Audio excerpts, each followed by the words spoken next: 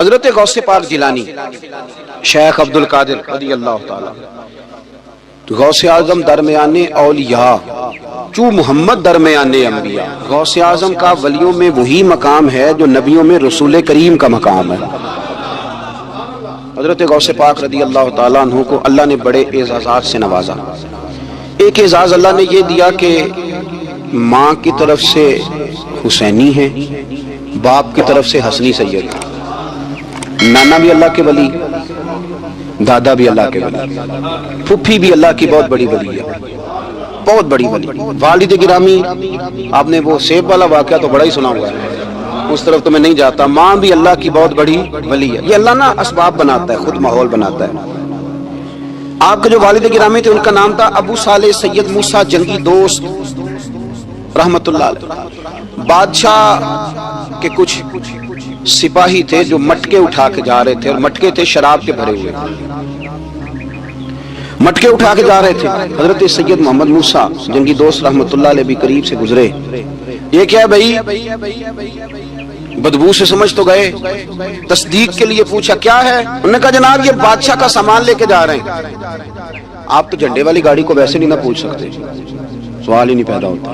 آپ چونکہ جمہوری لوگ ہیں، آپ نے تو بس دفتر بنانا ہے. جب الیکشن ہوگا نا اپنے دروازے کے سامنے سارے محلے سے لڑائی لینی ہے کہ ووٹ میرے آ کے دیں. پھر ٹھیک 1.5 مہینے کے بعد سجدہ صاف بھی کر جاتے ہیں. بندہ غلط سی، میں نے پتہ ہی نہیں لگا. تو یہ پہلے سوچنا تو تھوڑا سا ایسے ہی بلا وجہ الیکشن تو روز کبھی کبھی آئے گا، تو ہم نے ایک جگہ تو روز رہنا، ایک دوسروں سے جھگڑے کرنا اور معاذ اللہ تعالیٰ غیبتیں کرنا، عزتیں اچھالنا، یہ مسلمان کا شیوا نہیں ہے. حضرت غوث پاک کے والد نے پوچھا کیا لے کے جا رہے ہو؟ بادشاہ کا سامان ہے جی. ہاتھ میں ڈنڈا تھا، 3 مٹکے تھے شراب کے بھرے ہوئے. زور سے ایک ڈنڈا مٹکوں پہ مارا تو مٹکے ان کے سروں پہ ٹوٹ گئے. بادشاہ سلامت، ہم سارے تقریباً بادشاہ سلامت ہوتے ہیں. یہ کسی کی جرت ہے مطلب میرے گھر کے معاملے میں مداخلت کرے؟ پھر بادشاہ ہو. لوگوں نے جا کے بڑی غیبتیں کی، بڑی بڑی کہانیاں سنائیں.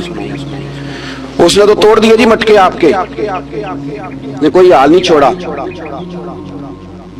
تو بادشاہ کہنے لگا بلاؤ سید موسیٰ پاک جنگی دوست رحمت اللہ علیہ کو بلا لیا. تو کہنے لگے بادشاہ تمہیں پتا تھا مٹکے کس کے ہیں؟ آپ فرمانے لگے پتا تھا مجھے. کہا کیوں توڑے؟ فرمایا اس لیے توڑے کہ مجھے تیرے اوپر رحم آ گیا تھا، تو اگر شراب پیے گا تو دوزخ میں جلے گا. مجھے رحم آیا تھا، میں نے توڑ ڈالے. تو کہنے لگا آپ کون ہیں؟ تو آپ فرمانے لگے میں محتسب ہوں، میری حساب کتاب لینے کی ڈیوٹی ہے. محتسب ہوں، غلط آدمی کا حساب کروں گا. تو بادشاہ کہنے لگا کس نے ڈیوٹی لگائی آپ کی؟ فرمانے لگے میری ڈیوٹی میرے رب کریم نے لگائی ہے، میری ڈیوٹی اللہ نے لگائی. تأمرون بالمعروف وتنہون عن المنکر، مسلمان کے ذمے ہے اچھائی کا حکم دے گا، برائی سے روکے. یہ ذمہ داری ہے میری، اللہ نے ڈیوٹی لگائی ہے. بادشاہ پہ اتنا روب طاری ہوا کہ کہنے لگا حضور آپ کی بڑی مہربانی، آپ نے یہ کام کیا. کہنے لگا جناب اگر آپ اجازت دیں تو میں بھی آپ کو محتسب نہ بنا دوں، آپ میرے وزیر بن جائیں. کوئی بندہ اس طرح کا کام کرے تو اسے روکیں. تو آپ فرمانے لگے نہیں، تو اپنی نوکری سنبھال کے رکھ، جس سے اللہ ڈیوٹی پہ لگائے اسے پھر بندوں کی ڈیوٹیاں نہیں کرنی چاہیے. یہ اعزاز اللہ نے انہیں دیا، یہ شان رب کریم نے عطا فرمائی. ان کے صاحبزادے تھے حضرت غوث پاک جیلانی رضی اللہ تعالی عنہ. اللہ تعالیٰ نے جب کسی شخص سے کام لینا ہوتا ہے تو اللہ اس کے لیے اسباب بھی خود ہی پیدا کر دیتا ہے. علامہ اقبال اپنے استاد کی بڑی قدر کرتے تھے، شمس العلماء کی. تو ایک دن حضرت شمس العلماء سے کہنے لگے استاد جی آپ کی مہربانی سے پڑھ گیا ہوں. تو فرمانے لگے پتر تیری کلاس میں تو 250 لڑکا تھا، میری مہربانی تو سب پہ تھی، پر سارے تو اقبال نہیں نہ بنے. فرمانے لگے تیرے اندر بھی کوئی خوبی تھی، اس کی وجہ سے اللہ نے تجھے یہ اعزاز، کوئی چیز تیرے اندر. اللہ تعالیٰ جب کسی بندے کو نوازتا ہے نا تو بندہ بھی محنت کرتا ہے، لیکن اس کی محنت سے زیادہ اللہ کے فضل کا دخل ہوتا ہے. تو بندے کئی دفعہ کہنے لگ جاتے ہیں بڑی مشقت کی، بڑی محنت کی، کچھ بھی نہیں ہوتا. زیادہ اللہ کے فضل کا انحصار ہوتا ہے، پر رب جیسے چاہتا ہے ویسے فیصلے دیتا ہے. آپ فرماتے ہیں کہ میں چھوٹا سا تھا، والد انتقال کر گئے، والدہ تھی میری اور ہم 2 بھائی تھے.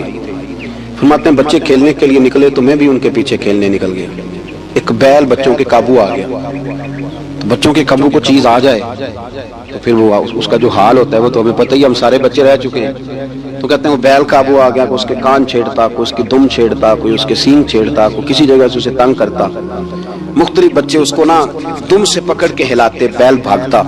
حضور غوث پاک فرماتے میں بھی آگے بڑھا اور میں نے جب اس کی دم پکڑ کے ہلائی تو بیل نے میری طرف منہ کیا اور کہنے لگا عبد القادر تو نہ ایسے کر، بول کے کہنے لگا تو نہ ایسے کر، تجھے رب نے ان کاموں کے لیے پیدا نہیں فرمایا۔ آپ فرماتے مجھے اتنا خوف طاری ہوا، بیل کو بولتے دیکھا تھا پہلی دفعہ، بیل کو۔ اب میرے سنی کو بھی دلیلوں کی ضرورت ہوتی ہے، دلیل نہ دیں، کسی بزرگ کی بات سنائیں تو سنی بھی تھوڑا تھوڑا دائیں بائیں دیکھتا ہے۔ یہ شور ایسا ہوا ہے نا، پراپوگنڈا ایسا ہے۔ میں حدیث پاک سنا دیتا ہوں، رسول کریم صلی اللہ تعالی علیہ وآلہ وسلم فرماتے ہیں ایک شخص نے بیل پہ سواری کر لی تھی۔ بیل سواری کے لیے نہیں پیدا کیا گیا، سواری کے لیے اونٹ ہیں، خچر ہیں، گھوڑے ہیں، گدھے ہیں، بیل کھیتی باڑی کے لیے۔ اس شخص نے جب بیل پہ سواری کی تو بیل پیچھے مڑ کے دیکھنے لگا اور کہنے لگا یار تو بڑا بیوقوف ہے، بول کے کہنے لگا مجھے اللہ نے سواری کے لیے نہیں پیدا کیا، میرے سے وہ کام لے جس لیے میں پیدا کیا گیا ہوں۔ تو بندہ ڈر گیا، کہنے لگا بڑی حیرانگی والی بات نہیں کہ بیل بولتا ہے، تو بیل پھر بول پڑا۔ کہنے لگا اس سے بھی زیادہ حیرانگی والی بات ہے۔ اس نے کہا وہ کیا؟ کہنے لگے مدینے میں نبی پاک آ گئے ہیں اور تو نے ابھی تک کلمہ ہی نہیں پڑھا، یہ اس سے بھی زیادہ حیرانگی والی بات ہے۔ غوث اعظم کی کرامات کا تو یہ حال ہے کہ ملا علی قاری کہتے ہیں تواتر ہے کرامتوں میں، اور کہتے ہیں لکھتے وقت سوچتے ہیں کون سی لکھے کون سی چھوڑے، کون سی لکھے۔ اور ایک عیسائی مسلمان دونوں جھگڑا کر رہے ہیں، غوث اعظم گزر رہے ہیں، جھگڑا ہو رہا ہے۔ عیسائی مسلمان سے کہتا ہے ہمارے نبی صلی اللہ علیہ وسلم نے مردے زندہ کیا، تمہارے نبی نے بھی کو کیا تو بتاؤ۔ مسلمان پڑھا ہوا نہیں تھا، حالانکہ نبی پاک نے بڑے مردے زندہ کیے، پڑھا نہیں تھا، بتا نہ سکا۔ غوث اعظم کے کان میں آواز گئی تو جا کے عیسائی کا بازو پکڑ کے جھنجوڑا، فرمانے لگے کیا کہا تم نے؟ میرے مصطفیٰ نے مردے زندہ کیا تو بتاؤ۔ فرمایا تو نبی پاک کی چھوڑ، میں غلاموں کا غلام ہوں، میں غلاموں کا غلام ہوں، مجھے بتا کون سا مردہ زندہ کرنا۔ تو چھوڑ حضور کی بات نہ کر، میں غلاموں کا غلام ہوں، مجھے بتا کون سا مردہ زندہ کرنا ہے۔ پرانی قبر پہ لے گیا، کہنے لگا جی اگر نہ ہوا تو؟ غوث اعظم فرمانے لگے جو تو کہے گا وہ میں کروں گا۔ تو کہنے لگے اگر ہو گیا تو؟ اگر غوث اعظم کہنے لگی نہ میرے خانقاہ پہ جھاڑو دینا، نہ میرے برتن مانجنا، نہ میرے گھر کا سودا لانا، اگر زندہ ہو گیا تو بس میرے نبی کا کلمہ پڑھ جانا، بس میرے رسول کا کلمہ پڑھ جانا۔ اللہ اکبر۔ اس نے جو سب سے پرانی قبر تھی نا، وہ کہتا ہے یہ ہمارے دادا نے بھی نہیں دیکھا تھا بندہ کون ہے، اس قبر پہ کھڑا ہو کہنے لگا اس کو زندہ کریں۔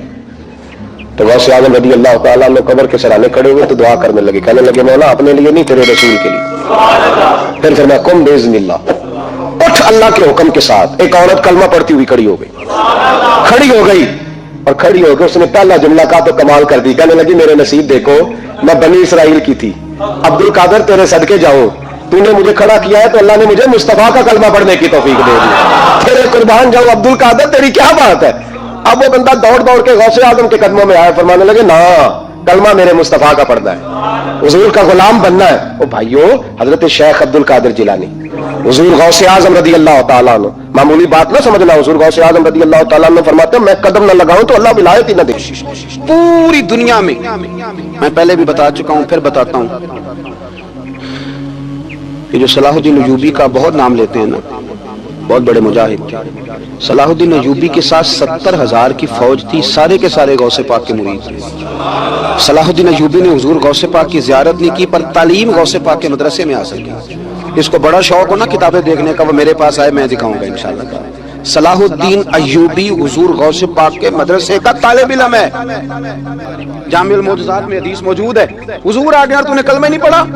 وہ شخص کہتا ہے میں سر پٹ دوڑا، جب آ کے سامنے کھڑا ہوا تو حضور مسکرائے، فرمایا آجا پڑھ لے کلمہ، مجھے پتا ہے تجھے کس نے بھیجا ہے۔ اللہ والوں کی باتیں مان لیا کریں، میں بڑی ذمہ داری سے کہتا ہوں رب کریم کے کوئی بندوں کی بات کتاب و سنت کے خلاف نہیں ہوتی، وہی تو کتاب و سنت آگے پہنچانے والے ہوتے ہیں۔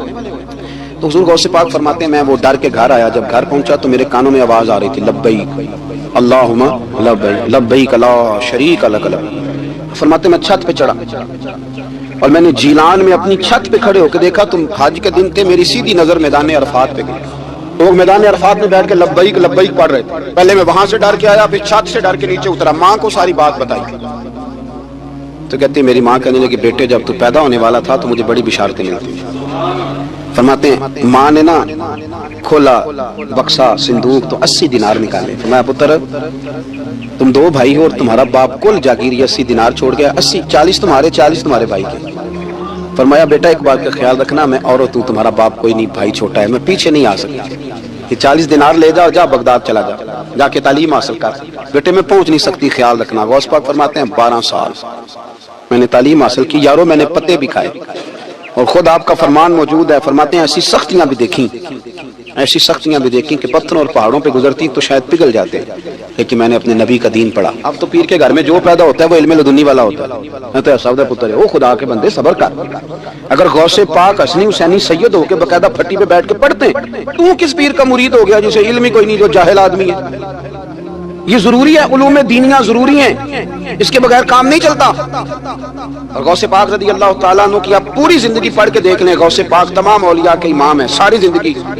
غوث اعظم سے کسی نے پوچھا آپ نے سب سے زیادہ دین کا کام کس طرح کیا، تو فرماتے ہیں تقریر کے ذریعے۔ اب تقریر کرنے والا مولوی ہوتا ہے اور تویز دینے والا، سبحان اللہ۔ غوث پاک رضی اللہ تعالیٰ عنہ فرماتے ہیں میں نے دین کا سارا کام کس ذریعے سے کیا ہے؟ ہفتے میں 3 جلسے کرتے تھے اور 70 ہزار کا مجمع ہوتا تھا، اور بغیر لاؤڈ سپیکر کے تقریریں ہوتی تھیں، اور فرماتے ہیں جیسی سمجھ پہلے بندے کو آتی تھی ویسی آخری والے کو آتی تھی۔ لوگوں نے کہا حضور یہ کرم کیسے ہوا؟ فرمانے لگے میں نے جب تعلیم حاصل کر لی تو بولنا آتا ہی نہیں تھا، تو میں بڑا پریشان، ایک دن سو گیا تو خواب میں رسول کریم کا دیدار نصیب ہوا۔ فرمایا تو واز کیا کر، تیرے واز سے لوگوں کو فائدہ ہوگا۔ یا رسول اللہ میں اجمی بندہ ہوں، لوگوں کے سامنے کیسے بات کروں گا؟ تو حضور نے فرمایا منہ کھولنا ذرا۔ کہتے میں نے منہ کھولا تو محبوب نے 7 دفعہ لعاب دہن ڈالا میرے منہ میں۔ آپ فرماتے ہیں پھر بولتا میں تھا، اثر کوئی اور پیدا کر دیتا۔ حضور غوث پاک رضی اللہ تعالیٰ عنہ نے 40 سال دین کا کام کیا۔ صبح کے وقت فقہ کا درس دیتے تھے، فجر کے بعد کچھ دیر کا ناشتہ کرتے سو جاتے، پھر آ کے مدرسے میں پڑھاتے باقاعدہ بچوں کو۔ غوث پاک رضی اللہ تعالیٰ عنہ کی سیرت پر آپ ساری کتابیں پڑھ لیں، ساری کتابیں لو، میں نے بھی بڑی دعویٰ کر دی، یعنی ساری کتابیں جتنی اب تک چھپی ہوئی ساری پڑھ لو، کہیں نہیں ملے گا کہ ہم غوث پاک کے آستانے پہ گئے۔ غوث پاک کسی بندے نے یہ نہیں کہا ہم غوث پاک کے آستانے پہ گئے، غوث پاک کے دربار پہ گئے، سب نے یہی لکھا ہے کہ ہم حضور غوث پاک کے مدرسے میں گئے۔ ہمارے نا مدرسوں میں سبق تقسیم ہوتے ہیں، سال جب شروع ہوتا ہے نا تو سبق تقسیم ہوتے ہیں، ہمارے مدرسے میں بھی تقسیم کرتے ہیں ہمارے مولانا۔ آپ حدیث پاک پڑھائیں گے، فلانا استاد منطق پڑھائے گا، فلانا فلسفہ پڑھائے گا، فلانا یہ سبق تقسیم ہوتا ہے، فلانا قرآن، فلانا حدیث، فلانا فقہ۔ تو غوث اعظم کے مدرسے کے جو ناظم تعلیمات تھے وہ کہنے لگے حضور سبق بانٹنا ہے تو آپ کو کون کون سے سبق دے دیں، کون کون سا پیریڈ پڑھائیں گے؟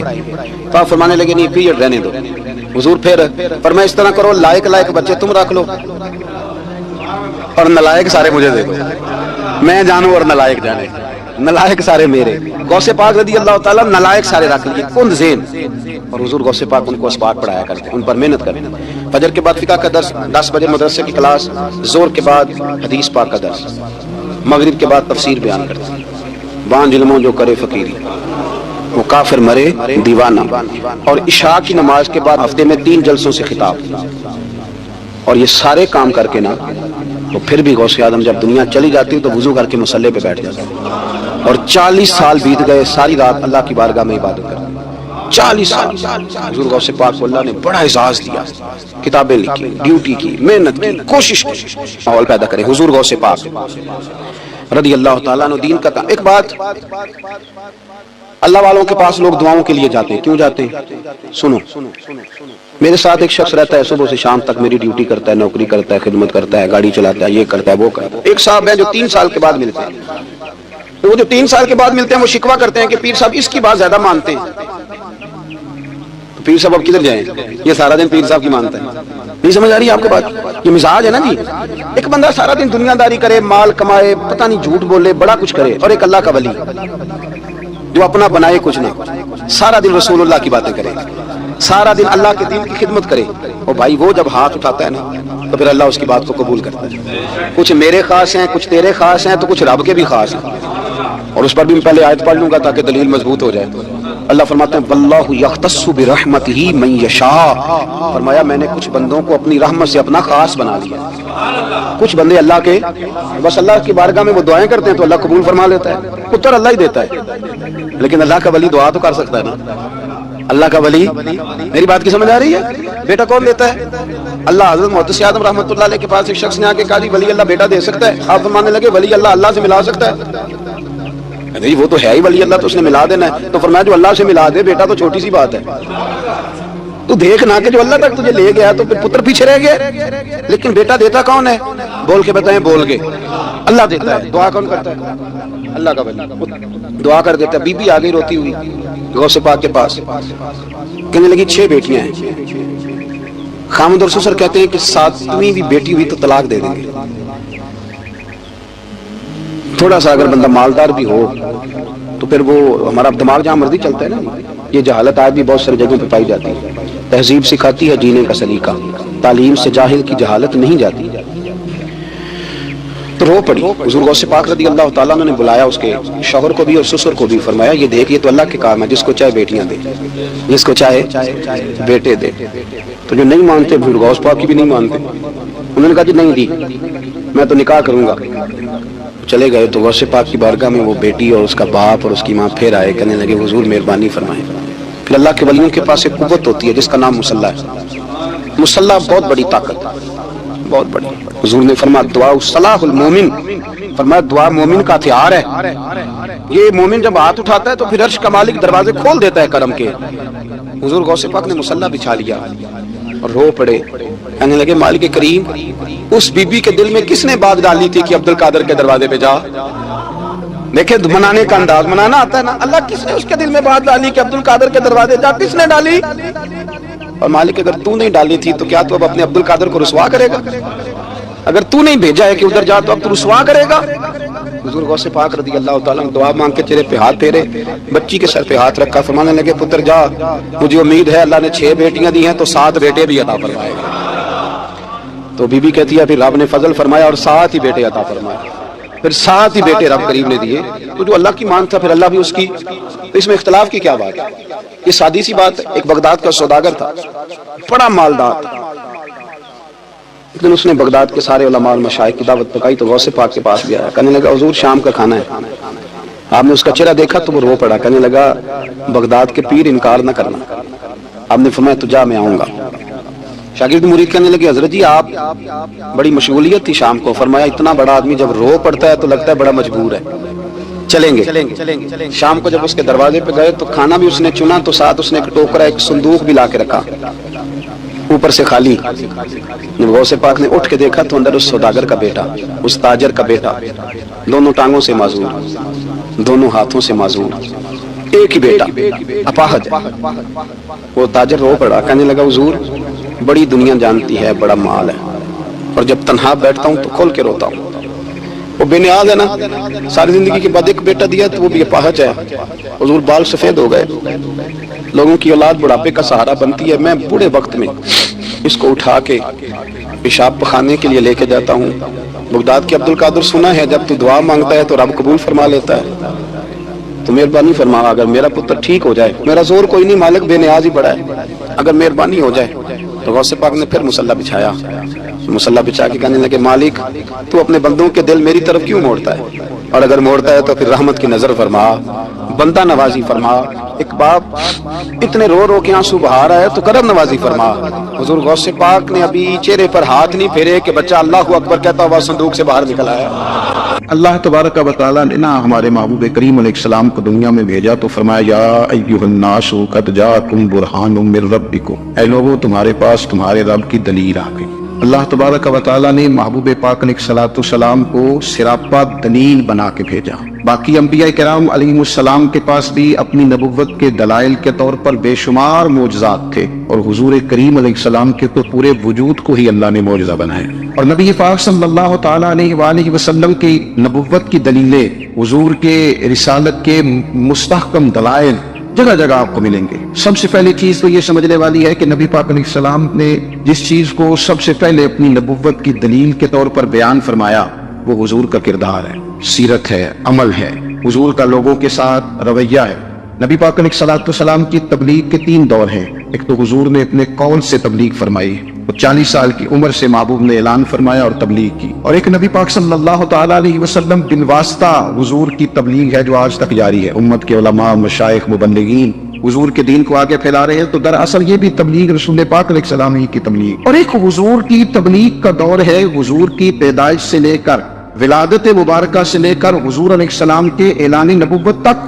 اس دوران نبی پاک نے جو تبلیغ فرمائی ہے وہ اپنے کردار سے فرمائی۔ عرب کا وہ معاشرہ جو بڑا میلا کچیلا گدلا ہو چکا تھا، جس کے اندر سراسر مادہ پرستی کا زور تھا، جس کے اندر لوگ انسانوں کی خرید و فروخت کرتے تھے، جس کے اندر بیٹیوں کو زندہ دفن کر دیتے تھے، جس کے اندر جو آدمی جتنا زیادہ مضبوط ہوتا تھا اتنا زیادہ لٹیرا بن جاتا تھا، اس معاشرے کے اندر رسول کریم علیہ السلام نے 40 سال گزارے اور اس طرح گزارے کہ جو بیگانے بھی تھے وہ بھی کہا کرتے تھے یہ صادق ہے، یہ امین ہے۔ اور جب حضور نے اعلان نبوت کیا تو فرمایا، یہ قرآن مجید کے لفظ ہیں، فرمایا فَقَدْ لَبِثْتُ فِيكُمْ عُمَرًا مِّن قَبْلِهِ أَفَلَا تَعْقِلُونَ، میں تمہارے بیچ عمر کا ایک حصہ گزار چکا ہوں، تمہیں عقل نہیں ہے، شعور نہیں ہے۔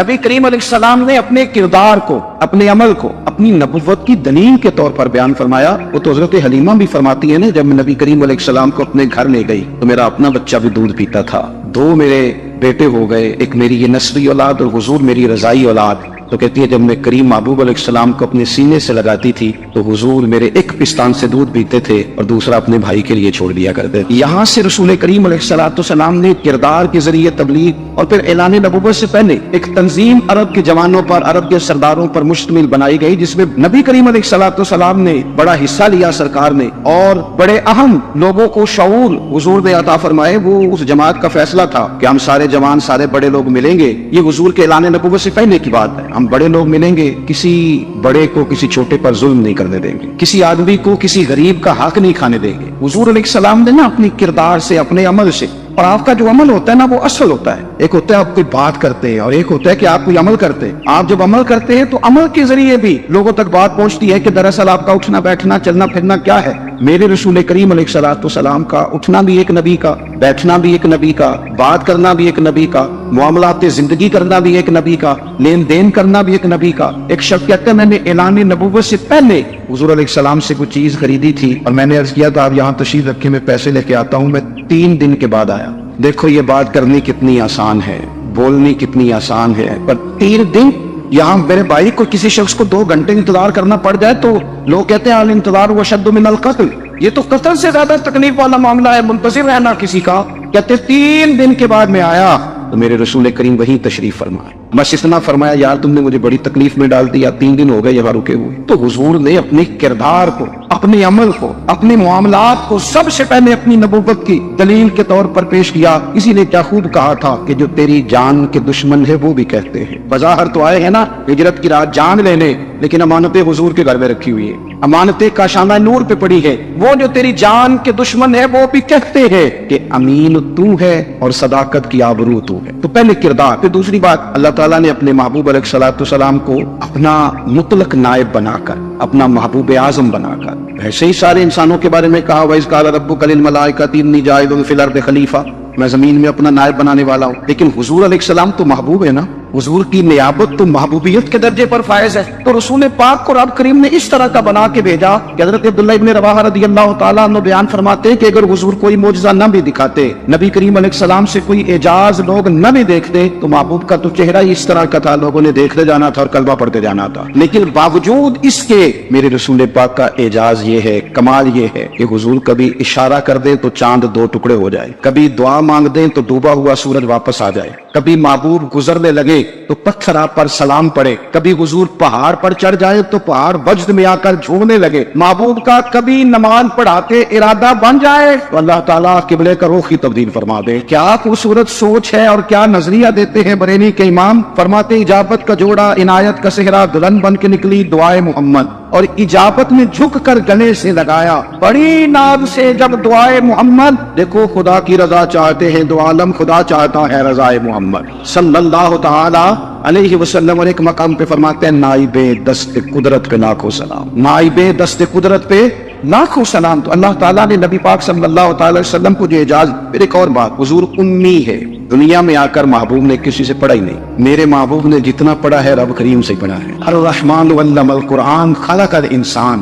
رحمان نے قرآن سکھایا پھر انسان بنایا۔ اللہ تبارک و تعالیٰ کی بارگاہ کرم سے حضور نے لیا، رسول کریم امی ہے، یہ بھی حضور کی نبوت پر ایک بڑی دلیل۔ دیکھو ایک ہوتا ہے کوئی آدمی بچپن سے کسی چیز سے شغف رکھے اور جب اس کی عمر بڑی ہو جائے تو کہتے ہیں اس کا تجربہ بڑا ہو گیا، یہ پہلے کچھ شعر کہتا تھا، کوئی ادبی جملہ کہتا تھا، تو اب اس کی یہ کام کرتے کرتے عمر بڑی ہو گئی ہے تو رسوخ حاصل ہو گیا۔ 40 سال کی عمر مبارک تک نبی کریم نے ایک شعر بھی نہیں کہا، حضور علیہ السلام نے کبھی کوئی ایسی بات، ویسے تو حضور کی ہر بات حکمت والی، لیکن جس کو عرب کے لوگ اپنے لہجے میں شاعری یا اپنے لہجے میں ادب کہتے تھے وہ حضور نے بیان نہیں فرمایا۔ لیکن جب 40 سال کی عمر میں اعلان نبوت کیا تو پھر بڑے بڑے فصیح و بلیغ، بڑے بڑے سیانے، تو तुफैल बिन अमर कहते हैं कि उस शख्स को भी मैंने देखा जिसे बड़ा नाज था अपनी फसाहत और बलागत पर, और जब वो हुजूर के पास आया और उसने आके कुछ बातें की तो महबूब खामोशी से सुनते रहे, और जब वो चुप कर गया तो मेरे करीम ने सिर्फ सूरह फातिहा पढ़ी। कभी उठता था, कभी बैठता था, कभी गौर करता था, कभी दाएं जाता था, कभी बाएं जाता था, फिर कहने लगा बताओ ना कलाम किसका है? फरमाया उस रब का, उस रब का, उस रब का जिसका मैं रसूल बन के आया हूँ। नबी करीम सल्लल्लाहु ताला अलैहि वसल्लम उम्मी है, लेकिन हुजूर ने कायनात के राजों से पर्दे हटा दिए। नबी करीम ने जीने के सलीके बता दिए। हुजूर ने हर शख्स को उसके मकसद हयात से आगाह कर दिया। नबी करीम अलैहिस्सलाम ने वो फलसफा हयात बयान किया कि लोगों को सिर्फ जीने में ही मजा नहीं आया, मरने में भी मजा आने लगा। लोग आगे बढ़ बढ़ के जाने पेश करने लगे, अपनी औलादें कुर्बान कर, जो फलसफियों से खुल न सका और नुक्ता बरों से हल न हुआ, वो राज एक तैबा वाले ने बतला दिया चंद इशारों में। महबूब करीम उम्मी है, लेकिन हुजूर ने इस तरह दुनिया को सिखाया, इस तरह दुनिया को पढ़ाया, इस तरह हुजूर ने इल्म के चिराग और दीप रोशन किए कि क़यामत तक जिसे रोशनी मिलेगी ना, उसे सिर्फ दरवाजा मुस्तफा से मिलेगी, उसे रसूल करीम अलैहिस्सलाम के दर दौलत से मिले। कुछ लोगों ने कहा कि अपने पास से आयात बना के लाते, अपने घर में बैठ के दावे कर लेना तो कोई मुश्किल काम नहीं ना होता, सारे लोग ही कर लेते। बल्कि वो हमारे एक बुजुर्ग कहा करते थे, ख्याली पुलाव पकाइए कि वो कदे भी काट में पाइए, क्योंकि कौन सा पैसों का डाल रहे हैं, ज्यादा डाले हम और ज्यादा डाले। बहुत सारे लोग हैं आज भी, कुछ लिबरल है बेचारे, कुछ दीन बेजार तबका है, वो कहते हैं जनाब हमें तो जदीद बातें बताएं, हमें तो नए उसलूब के मुताबिक लेके चले, हमें तो ओ भाई सुन, मेरे नबी पाक अलैहिस्सलाम ने फरमाया मेरा कुरान कभी पुराना नहीं हो, इसे पढ़ के देख, इसकी जिद्दत का हुस्न देख, ये तो खिला हुआ बाग है। तो एक दफा इसके करीब आएगा तो खुशबू मिलेगी, दूसरी दफा आएगा तो उससे ज्यादा ताजी मिलेगी। एक दफा फल खाएगा तो मजेदार होगा, दूसरा खाएगा हो सकता है शक्ल मिलती जुलती हो लेकिन जायका बड़ा निराला होगा। तो आ तो सही ना। जब कुछ लोगों ने कहा ये खुद से बना के आयात लाते हैं तो फरमाया भाई कुंतुम फी रैबिन मिम्मा नज़्ज़लना अला अब्दिना फातू बिसूरत, अगर तुम्हें कोई शक है इसमें जो हमने अपने बंदा खास में नाजिल किया है तो तुम भी इस जैसी एक आयत बना के लाओ। और चलो चैलेंज को मैं दे दिया, फरमा वदउ शुहदाअकुम मिन दूनिल्लाह, अल्लाह और अल्लाह वालों को छोड़ दो, तफसीरी तर्जुमा अर्ज कर रहा हूँ, यानी सहाबा को छोड़ दो, हुजूर के मानने वालों को छोड़ दो, बाकी सारी दुनिया के काफिर इकट्ठे हो जाओ, एक आयत बस कुरान जैसी लेके आओ, एक आयत लेके आओ, इनको तुम सादिकीन, अगर तुम सच्चे हो। जवानों सुनो, कहा एक आयत, और ये चैलेंज आज तक कुरान मजीद का मौजूद है, आज तक। वइन कुंतुम फी रैबिन मिम्मा नज़्ज़लना अला अब्दिना फातू बिसूरतिन मिन मिस्ली, तुम कुरान के मुकाबले की एक सूरत लेके आओ और सारे हिमायती इकट्ठे कर लो अपने। इन कुंतुम सादिकीन, अगर तुम सच्चे हो। जवाब तो उधर से आना था नो, लेकिन कायनात के रब ने जवाब भी खुद दिया, फरमाया फ़इन लम तफ़अलू वलन तफ़अलू, अगर तुम ना ला सके, और फरमाया तुम ला सकते भी नहीं, न खंजर उठेगा न तलवार तुमसे, ये बाजू मेरे आजमाए हुए, वलन तफ़अलू, तुम ला भी नहीं सकते। फत्तकुन्नार अल्लती वक़ूदुहा अन्नास वल हिजारा, फिर उस आग से डर जाओ जिसका ईंधन आदमी और पत्थर है। उइद्दत लिल काफिरीन, बनाई काफिरों के लिए, मोमिनों के लिए तो रब ने जन्नत बनाई है।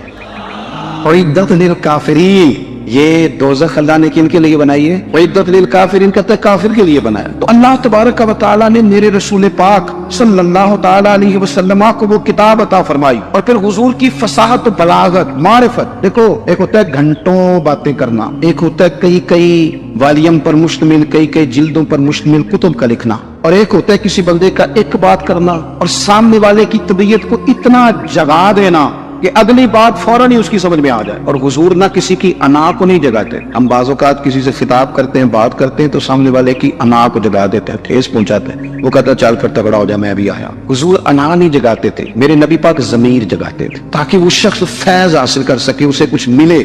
नबी करीम का जो अंदाज़े तकल्लुम है वो इस तरह का होता था कि इंसान खुद ब खुद खिल उठता था कि मतलब ये बात होने क्या लगी है, मतलब हुजूर क्या फरमाने लगे। नबी करीम सल्लल्लाहु ताला अलैहि वसल्लम, एक दिन महबूब करीम ने सहाबा के दिए हुजूर की फसाहत और बलागत देखे, फरमाया महबूब ने, कितना नादान है वो शख्स जो अपने माँ बाप को गाली दे। खली हो गई लोगों की आंखें, कान खड़े हो गए कि या रसूलल्लाह, कौन ऐसा बदबख्त है जो माँ बाप को गाली देगा। अब जब सवालात ज़हनी सतह पर पूरी तौर पर उभर गए ना, तो अब रसूल करीम ने बात समझाई, ये है फसाहत बलागत, तेरे आगे है यूं दबे नचे। फुसहा अरब के बड़े बड़े, कोई जान मुंह में जुबान नहीं, नहीं बल्कि जिस्म में जान नहीं। या रसूल अल्लाह, कौन ऐसा नालायक है जो माँ बाप को गाली दे। अब जब ज़हनी सतह यहाँ तक उभर आई तो अब हुजूर ने समझाया, और मैं जब तुम किसी के माँ बाप को गाली दोगे ना, तो वो भी तो जवाब में तुम्हारे माँ बाप को देगा ना, तो फिर नफ्स ही ये तुमने खुद जुल्म किया है अपने माँ बाप। کیوں تم نے ایسا لہجہ اختیار کیا کہ جس سے سامنے والے کی انا جار جائے اور وہ تمہارے مقابلے میں آ کر کے کھڑا ہو جائے؟ کیوں تم نے اس طرح کے انداز اختیار کیے کہ جس سے سامنے والا بھی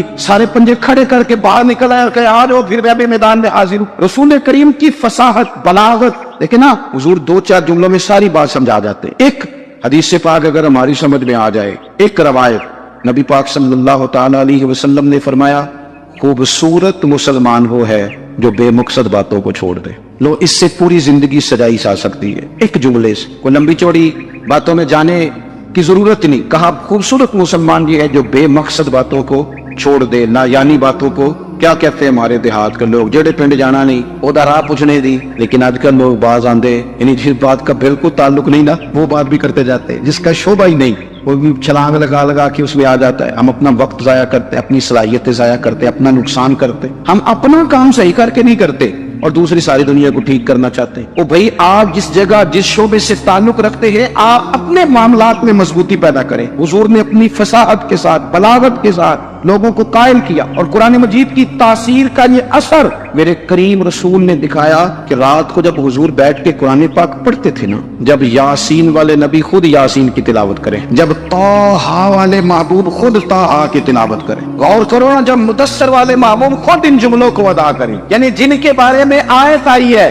جب وہی یہ آیت پڑھیں کہ انا اعطیناک الکوثر، یعنی جن کا ذکر ہو رہا ہے جب وہ یہ بات کریں کہ یا ایھا النبی انا ارسلناک شاہدا ومبشرا ونذیرا لتؤمنوا باللہ ورسولہ وتعزروہ وتوقروہ وتسبحوہ بکرۃ واصیلا، جن کے بارے میں آیت آئی ہے جب وہ یہ کہہ رہے ہوں کہ ورفعنا لک ذکرک، جب وہ کہہ رہے ہوں والضحیٰ واللیل اذا سجا، ذرا اس کیفیت کو دیکھیں جب محبوب خود پڑھ رہے ہوں، اور جو حضور پر آئی ہے اس کا ذائقہ، اس کا لطف، اس کا انداز بھلا کیا ہوگا۔